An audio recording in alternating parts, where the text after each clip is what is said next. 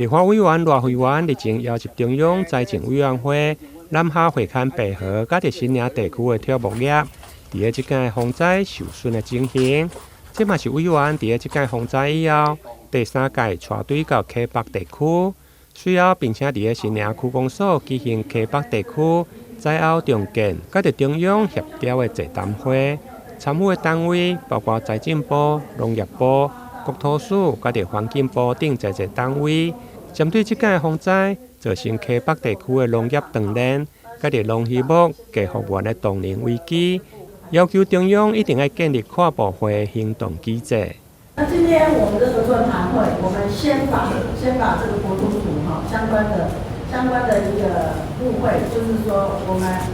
民政局局长在这个地方，我们现在所有11区，15个区的区公所，我们现在在受理这个灾民的一个申报。现在面临到的一个很大的一个困境，就是说，起来啦，唔知阮整康发到一个三合院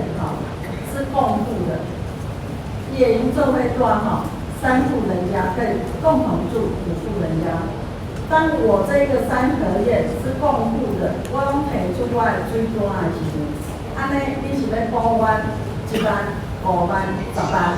这个我觉得这个要快速厘清，因为区公所他现在面临到一个非常不能的一个状况，就是说大家讲，我都跟王总经理做讲一步，因家嘛因的电单，我嘛阮的电单，是到底要补什么啦？补因家嘛补阮家。现在在民政局，他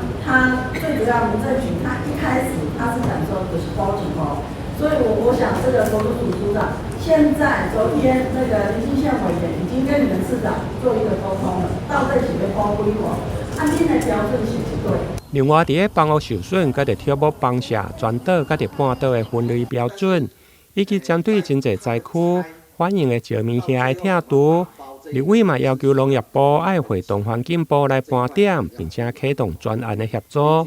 未来罗慧园立委嘛将持续协调跨部会，确保灾后的补助、贷款、保险、甲设施的复建等措施来落实。台南新闻综合报道。